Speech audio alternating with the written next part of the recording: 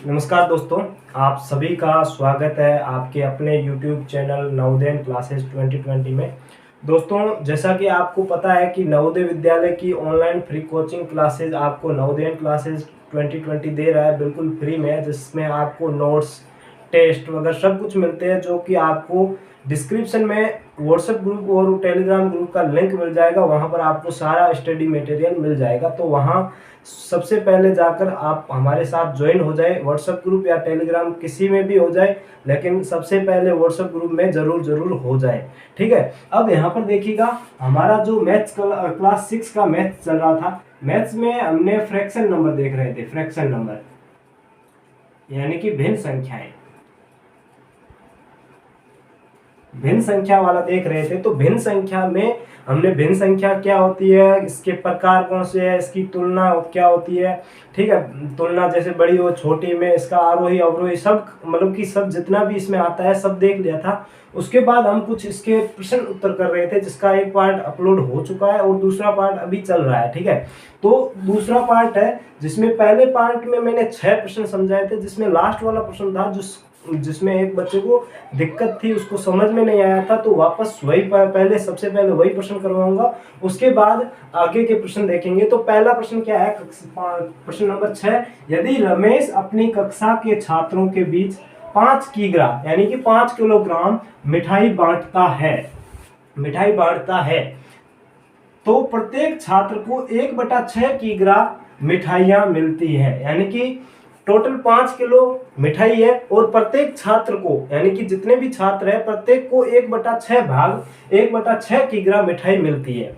तो कुल छात्र कितने हैं, कुल स्टूडेंट कितने हैं। If Ramesh distribute 5 kg of sweets, how many then, sorry यहाँ पर लेकर then each student get 1/6 kg of sweet, then how many students are there in total. ठीक है, यहाँ पर थोड़ा सा मैंने गलती में यहाँ पर लिखा नहीं, लेकिन आपको मैंने बता दिया है कि then get each student 1/6 part of sweets. ठीक है, 1/6 kg of sweets, then how many students in our class या इन द क्लास। ठीक है, टोटल कितने स्टूडेंट है। अब यहाँ पर देखिएगा, जैसे एक एग्जांपल देता हूं कि आपको पूछा गया कि आपके क्लास में टोटल 5 स्टूडेंट है।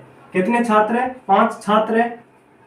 ठीक है, प्रत्येक को, हर स्टूडेंट को 2-2 kg मिठाई मिलती है। कितना, प्रत्येक को कितना मिलता है, प्रत्येक को 2-2 kg मिठाई मिलती है। तो आप कहोगे कि उस क्लास में टोटल मिठाई कितनी लगेगी या कितनी बांटनी पड़ेगी ताकि उस क्लास में पूरी हो जाएगी। तो आप कहोगे कि प्रत्येक को 2-2 मिल रही है, यानी कि 2 + 2 + 2 + 2 + 2, यानी कि प्रत्येक को 2-2 मिल रही है। और टोटल स्टूडेंट कितने हैं, 5 है। तो 1 2 3 4 5 स्टूडेंट है, प्रत्येक को 2-2 मिल रही है। तो टोटल मिठाई कितनी चाहिए होगी, 10 kg मिठाई चाहिए होगी।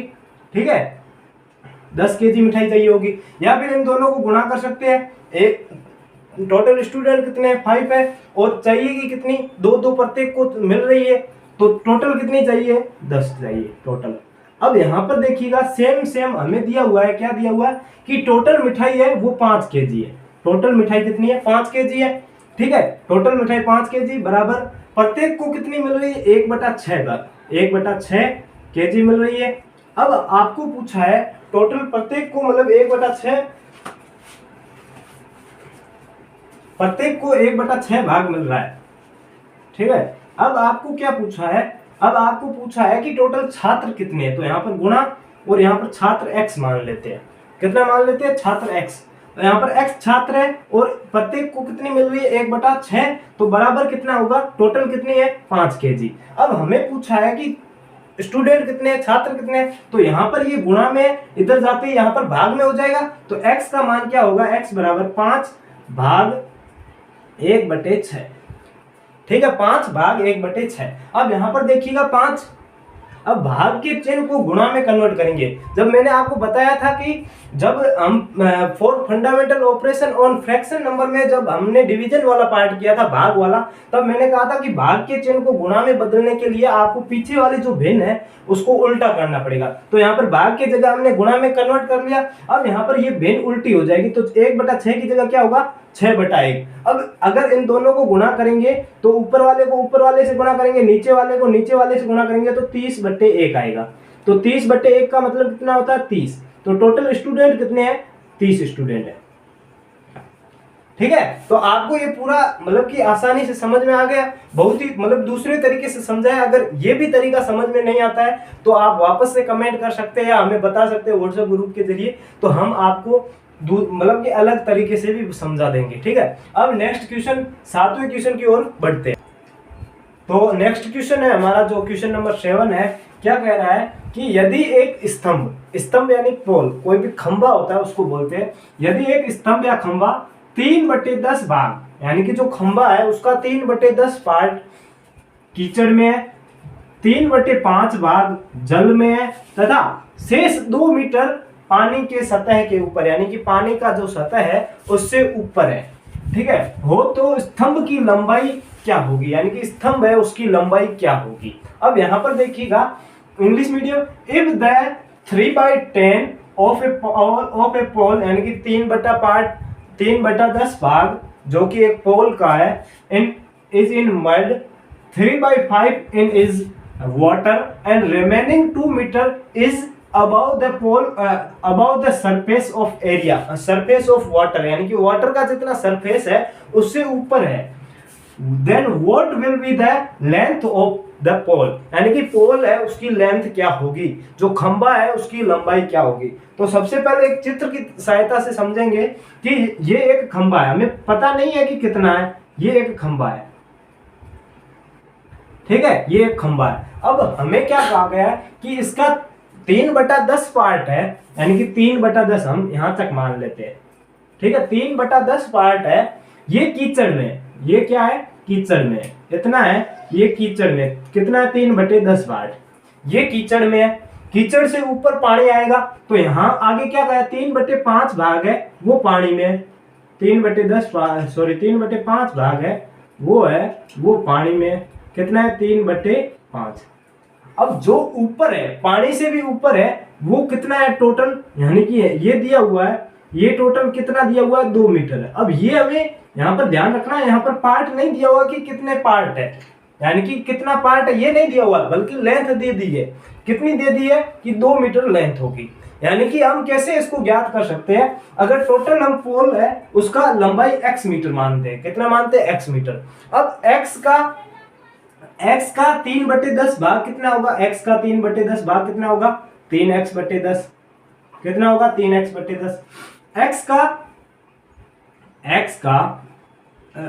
3/5 भाग कितना होगा, तो 3x/5, 3x/5।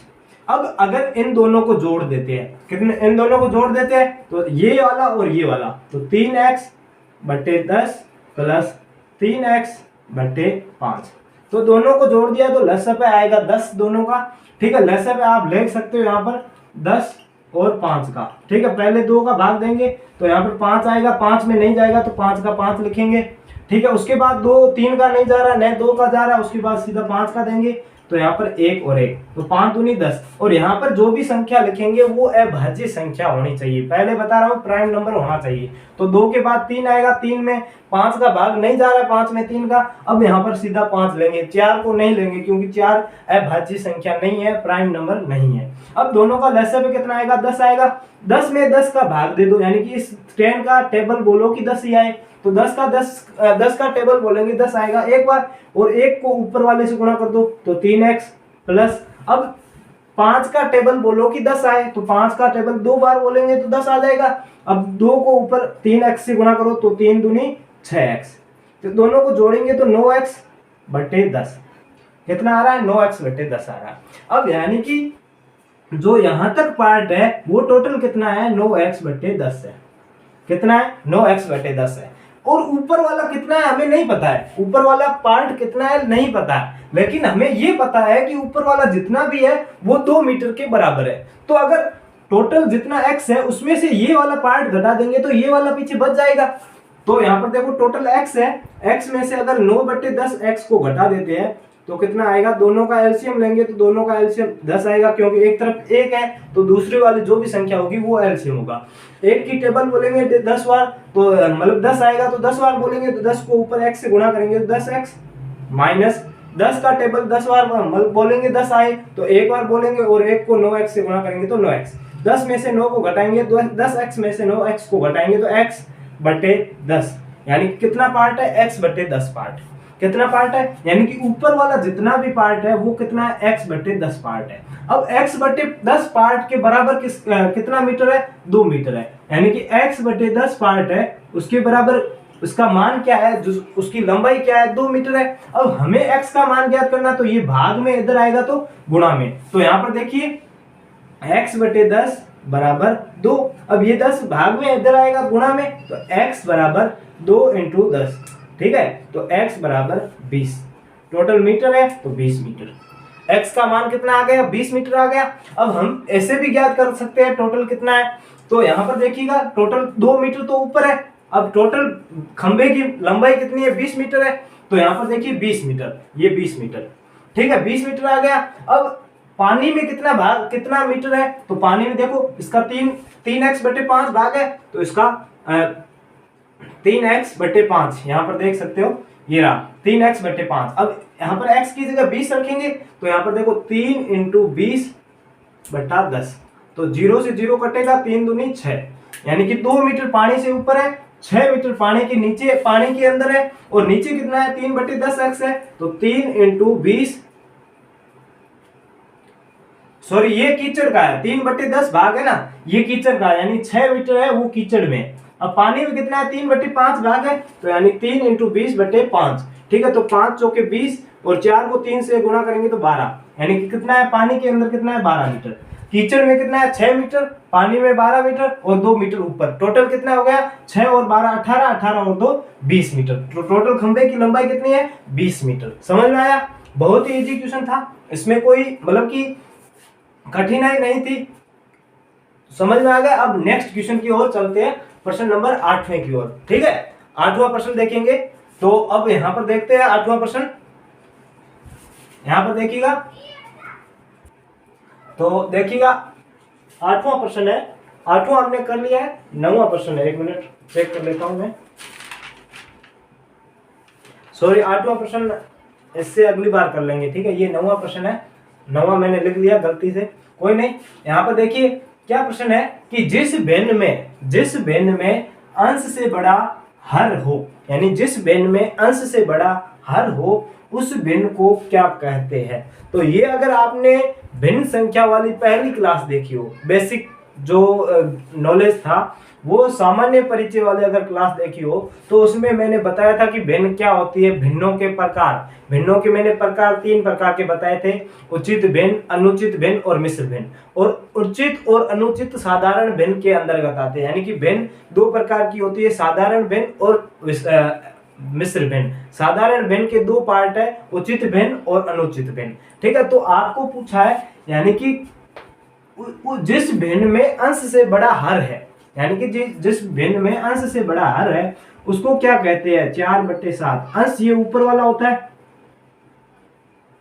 और हर ये नीचे वाला। अब यहाँ पर देखिए a fraction in which the denominator is greatest than the numerator is called, यानी कि न्यूमिनेटर ये वाला है और डिनोमिनेटर ये वाला है, यानी कि जो हर है, डिनोमिनेटर है वो बड़ा होगा किससे, अंश से, यानी कि तो इस भिन्न को हम क्या कहते हैं, तो आपको मैंने बताया था कि इसको उचित भिन्न कहते हैं, यानी कि जो प्रॉपर फ्रैक्शन था उसमें क्या हमने पढ़ा था कि जिस भिन्न में अंश से बड़ा हर हो, यानी कि हर बड़ा होना चाहिए, अंश छोटा होना चाहिए। लेकिन अंश और हर ये अनुचित और उचित की थोड़ी सी मतलब कि उल्टी है, लेकिन आप इसमें भी कंफ्यूज हो जाते हो, तो ये भी तरीका बता देता हूं कि इसको याद कैसे रखना है। तो यहां पर देखेंगे हम प्रॉपर उचित भिन्न, प्रॉपर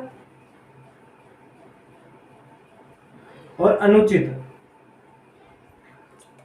ठीक है, अनुचित, इम्प्रॉपर, इम्प्रॉपर, ठीक है। और इधर अंश बटे हर। अब यहाँ पर हमें क्या बड़े से मतलब है, किससे मतलब है, बड़े से। तो यहाँ पर देखो प्रॉपर भिन्न में क्या बड़ा होगा, हर बड़ा होगा, और इम्प्रॉपर यानी कि अनुचित भिन्न में क्या बड़ा होगा, अंश बड़ा होगा। यानी कि आप इस तरह से कॉपी में लिख सकते हैं और आपको आसानी से याद रहे, यानी कि कौन सी भिन्न बड़ी होगी, दोनों में उचित, और उचित में कौन सा अंक यानी अंश बड़ा होगा या हर बड़ा होगा। तो यहाँ पर देखिए उचित और अनुचित, अंश बटा हर, यही भिन्न का रूप होता है। तो उचित में कौन सा होगा, हर बड़ा होगा, और अनुचित में कौन सा बड़ा होगा, अंश बड़ा होगा। तो इस तरह से भी आप याद रख सकते हैं, ठीक है। तो क्लास को पूरा देखिएगा, आपको सारे के सारे प्रश्न जो कि भिन्न संख्या से संबंधित है वो आज होने वाले हैं। अगली क्लास में नया चैप्टर शुरू करेंगे, तो इस क्लास को पूरा जरूर देखिएगा, ठीक है।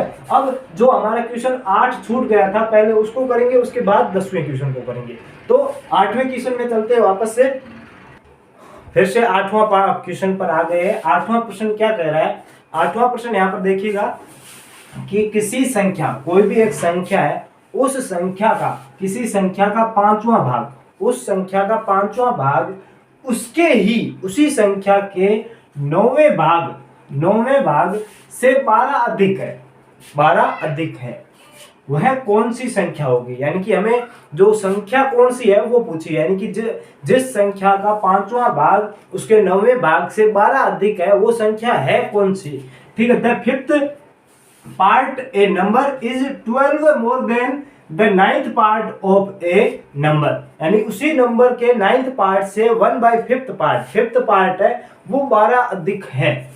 Then which number is that number, यानी कि वह कौन सा नंबर है।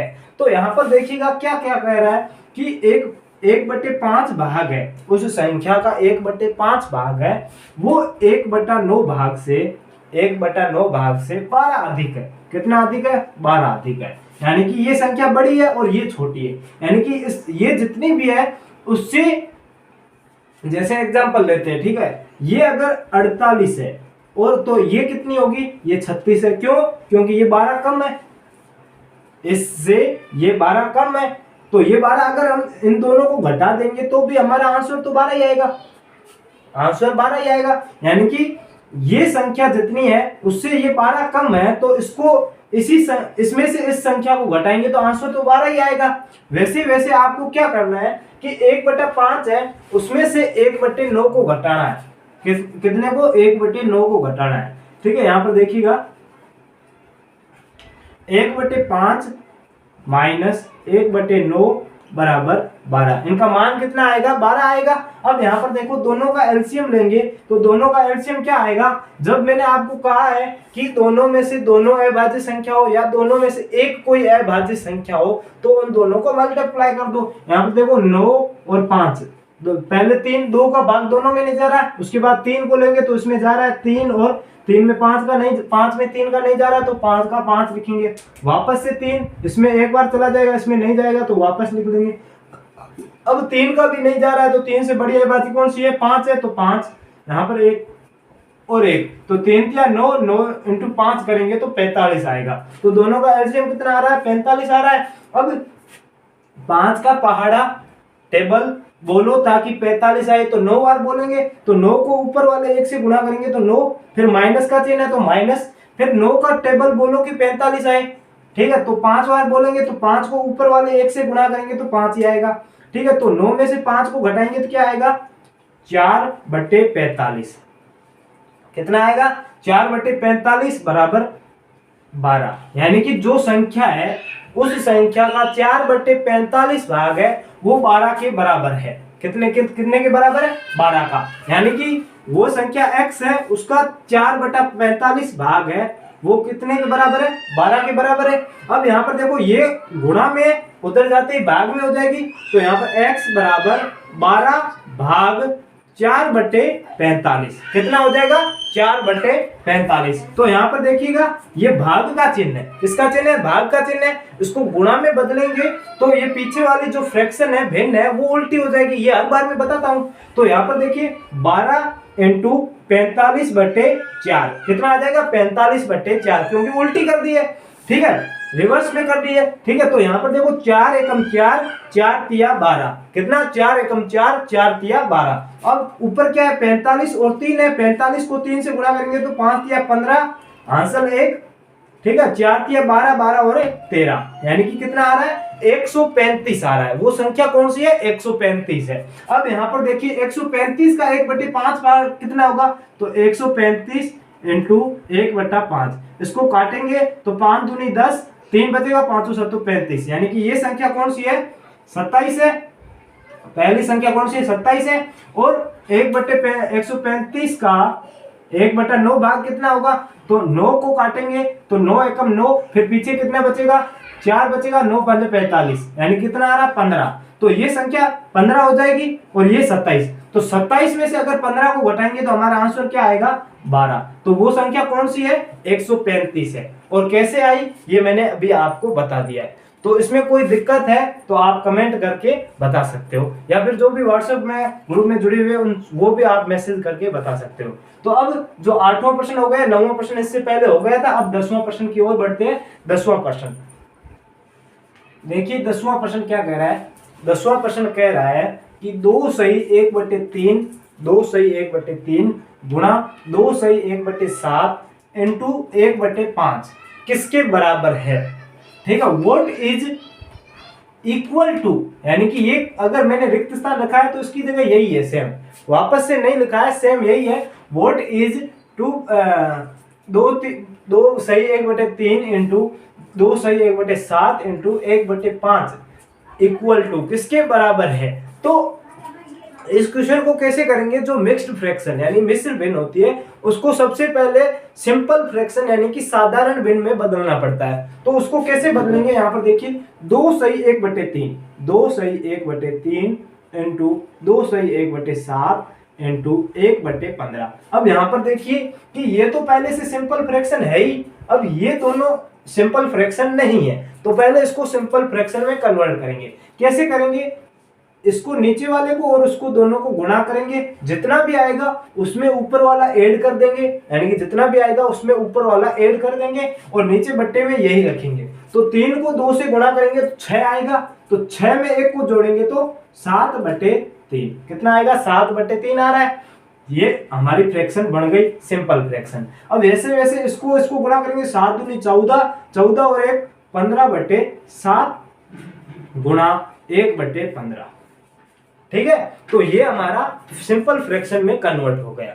अब यहाँ पर आपको मैंने जो फ्रैक्शन बताया था वो क्या था कि ऊपर वाले को ऊपर वाले से गुणा करना है और नीचे वाले को नीचे वाले से गुणा करना है, यानी कि 7 गुणा 15 गुणा 1/3 गुणा 7 गुणा 15, वैसे करना है। अब यहाँ पर आप गुणा करने से पहले एक बार ध्यान से देखना कि अगर कोई ऊपर वाला नंबर नीचे वाले नंबर से कट रहा है, यानी कि ऊपर वाला नंबर नीचे वाले नंबर से कट रहा है, तो पहले उसको काट दे ताकि वो गुणा होगी वो आसान हो जाएगी। तो यहाँ पर देखिए 7 से 7 कट रहा है, ठीक है, 15 से 15 कट रहा है, पीछे क्या बचेगा, ऊपर 1 बचेगा, नीचे क्या बचेगा 3, यानी कि वो फ्रैक्शन क्या आएगी 1/3। तो इन सब का गुणा करेंगे, मल्टीप्लाई करेंगे तो हमारा आंसर क्या आएगा 1/3, यानी 1/3 आ जाएगा, ठीक है, 1/3। तो ये इस वाले क्वेश्चन में कोई दिक्कत नहीं है, ऐसे प्रश्न पूछते हैं इसीलिए मैंने करवा दिया। अब जो नेक्स्ट क्वेश्चन है 11वां प्रश्न है उसकी ओर बढ़ते हैं, ठीक है। देखिए नेक्स्ट क्वेश्चन 11वां प्रश्न है, उसको भी कर लेते हैं साथ में। तो यहाँ पर देखिए 11वां प्रश्न क्या कह रहा है, ध्यान से समझना, प्रश्न को आप अच्छी तरह से समझ गए ना तो आंसर निकालने में आपको कोई भी दिक्कत नहीं आएगी, ठीक है। सारे चैप्टर आपके बहुत ही इजी है, ठीक है। भिन्नों से 1-2 प्रश्न जरूर बनते हैं, तो आप इसको भी अच्छे से क्लियर कर लेना। और अगर आपने मेरे सारे वीडियो देखे हैं ना तो आपको कोई भी दिक्कत नहीं आने वाली है। तो अगर आप सीधा इस वीडियो में आ गए हो तो पीछे वाली प्लेलिस्ट पूरी चेक कर लेना, पूरे वीडियो आपको अवेलेबल है, पूरे वीडियो जाकर देख लेना, तो आपको कोई भी दिक्कत नहीं आने वाली है, ठीक है। तो यहाँ पर देखिएगा 11वां प्रश्न क्या है, यदि किसी राशि, यदि कोई धन है या राशि है, ठीक है, यदि किसी राशि का 1/4 यानी कि अगर उसका 1/4 भाग, 1/4 मतलब 1/4 भाग, ठीक है, 1/4 भाग 36 रुपए है, यानी कि कोई धन है या फिर कोई राशि है, उसका 1/4 भाग 36 रुपए है, तो उसका 1/3 भाग यानी कि 1/3 भाग क्या होगा। ठीक है, if 1/4 of a sum, if 1/4 of a sum is Rs 36 rupees 36, then what will be the 1/3 of it, यानी कि इसका 1/3 पार्ट कितना होगा। तो यहाँ पर देखिए कोई संख्या x है, उसका 1/4 भाग यानी कि 1/4 भाग है, वो किसके बराबर है, 36 के बराबर है। अब हमें पूछा है उसका 1/3 भाग क्या होगा, तो उससे पहले हम वह संख्या ज्ञात कर लेते हैं, उस राशि, वह राशि खुद है कितनी वो फाइंड आउट कर लेते हैं। ठीक है, तो यहाँ पर देखिएगा x ये गुणा में इधर आते ही भाग में हो जाएगा, तो यहाँ पर देखिएगा 36 भाग 1/4, आपको पता है भाग को गुणा में कन्वर्ट करेंगे तो पीछे वाली भिन्न उल्टी हो जाएगी, तो 36 × 4/1। ठीक है, 36 को 4 से गुणा करेंगे तो कितना आएगा, 6 चौके 24 हासिल 2 और 3 चौके 12 और 2 14। ठीक है, 144 आ रही है। ठीक है, या फिर आप ज्यादा गुणा नहीं कर पाए तो इतनी तक ही रखना, यानी कि वह पूरी संख्या क्या है, 36 × 4 है। ठीक है, 36 × 4 है। अब यहाँ पर देखो हमें क्या पूछा है कि x का 1/3 भाग कितना होगा। जो भी हमारा x है, जो भी हमारी संख्या है, उसका 1/3 1/3 पार्ट कितना है। तो यहाँ पर देखो x की जगह हम ये भी लिख सकते हैं और ये भी लिख सकते हैं। ठीक है, दोनों का, तो यहाँ पर हम 36 × 4 × 1/3 × 1/3। ठीक है, तो यहाँ पर देखिए 3 से 36 कट रहा है, तो 3 एकम 3, 3 और 12 यानी 12 × 36, 12 से कट रहा है, तो ऊपर क्या बच गए, 12 × 4 × 1। तो 12 को 4 से गुणा करेंगे तो कितना आएगा, 48 आएगा। 48 को 1 से गुणा करेंगे तो 48 आएगा, यानी कि उसका 1/3 पार्ट कितना होगा, 1/3 पार्ट होगा 48। कितना होगा, 1/3 पार्ट होगा 48, यानी कि कोई संख्या है उसका 1/4 भाग अगर 36 है तो उसका 1/3 भाग है वो 48 होगा। तो समझ में आ गया। अब जो अगला प्रश्न है उसकी ओर बढ़ते हैं। प्रश्न नंबर 12वां क्या कह रहा है उसको देखते हैं। नेक्स्ट 13वां प्रश्न है। 13वां प्रश्न क्या कह रहा है, यदि किसी भिन्न, कोई भिन्न है, किसी भिन्न तथा उसके युग्मतम दोनों के गुणनफल का मान क्या होगा, what will be the value of the product of a fraction and its reciprocal, यानी कि उसी भिन्न, कोई भी भिन्न है उसका और उसके युग्मतम भिन्न, उस दोनों का मान, दोनों को गुणा करेंगे गुणनफल आएगा, उसका मान क्या होगा। बहुत ही आसान प्रश्न है, इसमें कुछ भी नहीं करना, आप एग्जाम्पल की तरह से समझिए। कोई भी भिन्न है 2/3, ठीक है, कुछ भी आप उदाहरण ले सकते हो, कोई भी उदाहरण ले सकते हो। ठीक है, मैंने ले लिया है 2/3। अब इसको मैंने आपको बताया था कि उसका युग्मतम भिन्न क्या होगा या इसकी युग्मतम भिन्न क्या होगी, तो आपको मैंने कहा था कि कोई भी भिन्न है उसकी युग्मतम भिन्न, उसको उल्टा कर देते ही उसका युग्मतम मान आएगा या युग्मतम भिन्न आएगी, तो इसको उल्टा करेंगे तो क्या आएगा, 3/2।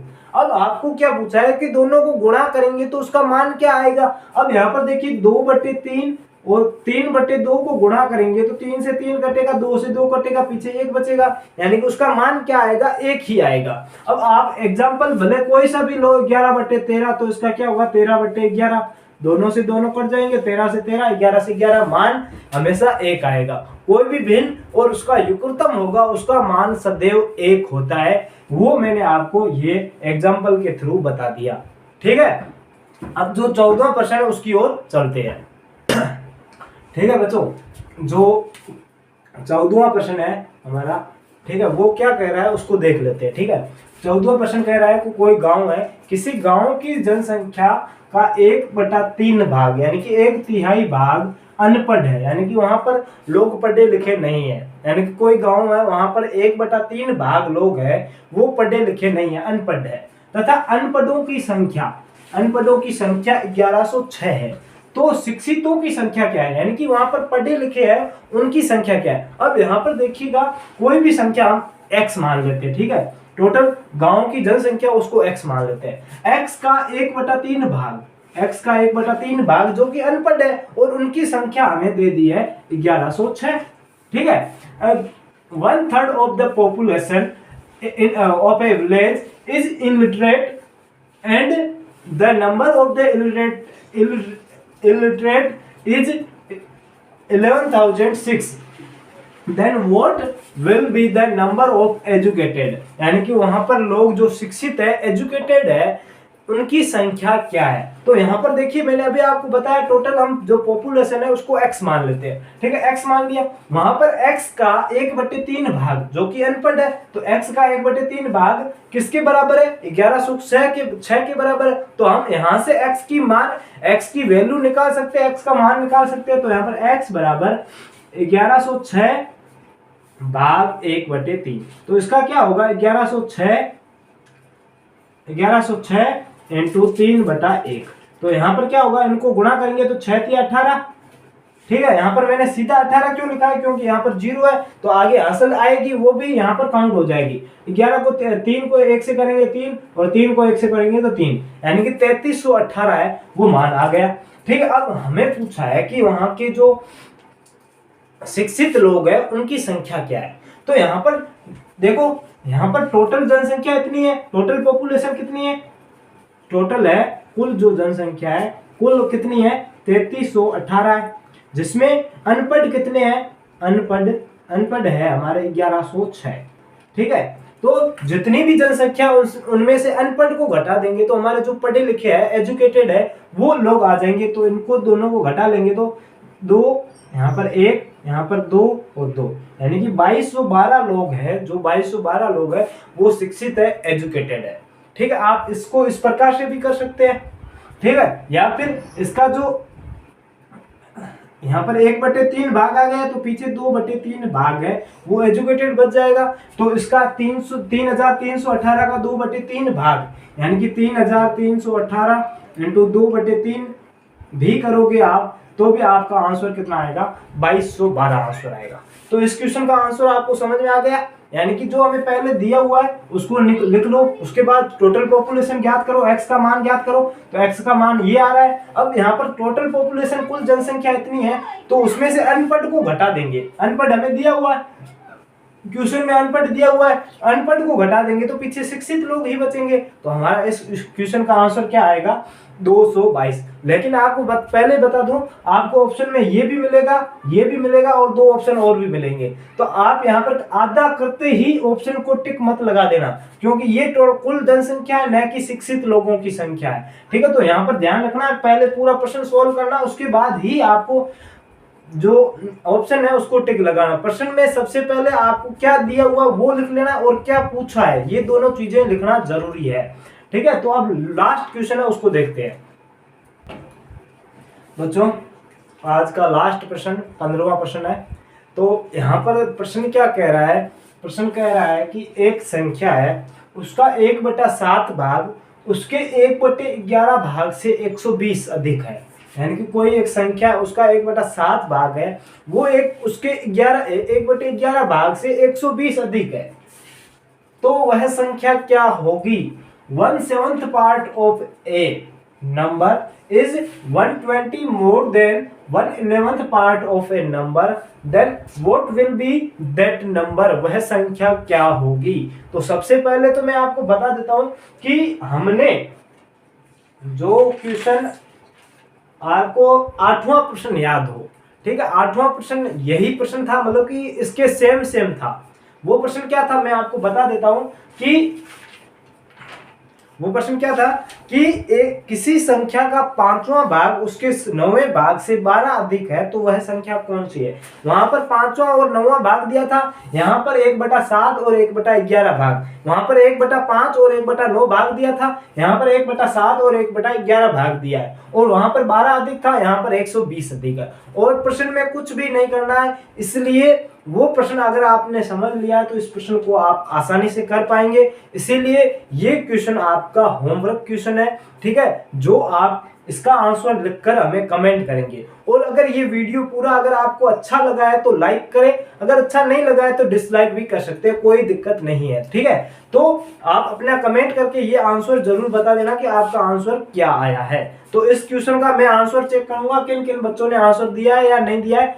तो आप सभी जल्दी से जल्दी इसको सोल्व करके आंसर दे दीजिए। तो आज के लिए इतना ही करेंगे। अगला जो क्लास आएगी उसमें जो नेक्स्ट चैप्टर है दशमलव भिन्न, ठीक है, डेसिमल फ्रैक्शन, उसके बारे में हम आगे पढ़ेंगे। तो आप सभी अगली क्लास के लिए तैयार रहे और अभी तक जितने भी क्वेश्चन हमने चैप्टर किए हैं उसका रिवीजन साथ में करते रहिए, ठीक है। आपका रविवार वीकली टेस्ट होगा, तो वो आपका वीकली टेस्ट इन 2 चैप्टर्स पर मेरे हिसाब से 2 डेसिमल फ्रैक्शन तब तक हो जाएगा। तो 2 जो फ्रैक्शन नंबर और डेसिमल नंबर है उस पर आपका हो जाएगा, ठीक है। तो इन दोनों चैप्टर को अच्छी तरह से तैयार कर लीजिएगा। इसका आपका वीकली टेस्ट 3rd में ये दोनों चैप्टर आने वाले हैं। तो आज के लिए इतना ही, धन्यवाद दोस्तों। आपके लिए आज का दिन अच्छा रहा होगा मेरे हिसाब से, और आगे जो भी दिन आएंगे वो भी अच्छे ही रहेंगे। अगर आप मन लगा के तैयारी करेंगे तो आपका भी सिलेक्शन जरूर होगा। तो दोस्तों आज के लिए इतना ही, धन्यवाद। जय हिंद, जय भारत, वंदे मातरम।